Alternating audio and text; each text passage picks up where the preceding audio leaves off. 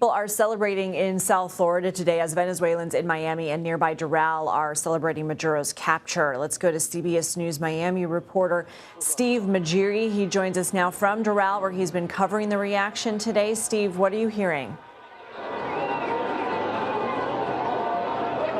Well, we've been seeing people gathering here at this gas station in Doral since as early as 5 this morning here.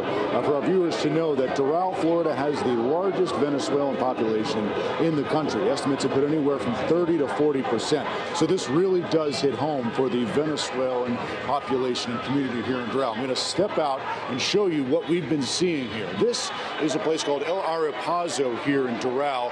You can see people have filled this gas station. They've gone over to the street as people are honking their horns here. It's been jubilation ever since the news first came out this morning that Nicolás Maduro has been seized and taken out of the country.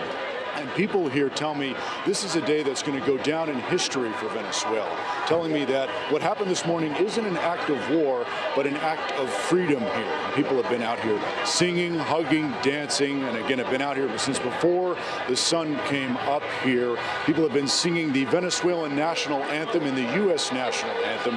And I've spoken to many people with family, including family down in Caracas, and they tell me they're much more comfortable in going to see them now. I've spoken to families who haven't even been able to go see their families in person in Venezuela for close to a decade.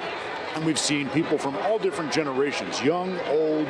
The younger people are keenly aware of the history of their native country and how for decades people have been waiting for a day like this where they can start to see some sort of pathway towards a democracy for Venezuela. Because of course, with Maduro, before his regime, there was Hugo Chavez. So many of the people here, they feel this is a giant weight off of their shoulders. They feel that there may actually be some hope for Venezuela here. And also the demonstrators tell me that, in the last election where Maduro was accused of rigging the election and seizing the presidency, they tell me that was the only way to get him out of office. And so there's been a lot of talks about, with the U.S. government taking control of Venezuela. The president has accused that country of helping smuggle drugs in. There's been the boat strikes. But what seems to be the common sentiment for all of the people here is that the most important step towards a democracy has happened, and that is that Nicolás Maduro has been removed from office. I'm going to put you on the spot. We have time if you want to grab someone and just ask them a couple of quick questions. Yeah, well, we do have a lot of people here. Excuse me, gentlemen. Excuse me, hablo English? Yes, sir. Would you be able to talk to us real quick? Sure. We're on CBS News. Oh, excellent. Okay, so we want to ask you guys, what does this mean with seeing Nicolás Maduro being removed from Venezuela? What does that mean for you? Wow, it's an overwhelming feeling, and there's so much meaning behind finally having a glimmer of hope and light of having our country freed for so many years. We have generations in Venezuela that don't know what liberty is. They grew up under a communist, socialist, rule their entire lives. They're in their mid-20s. They're in the peak of their life.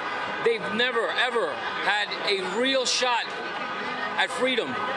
And this is just the beginning of it. Maduro's out. That's wonderful.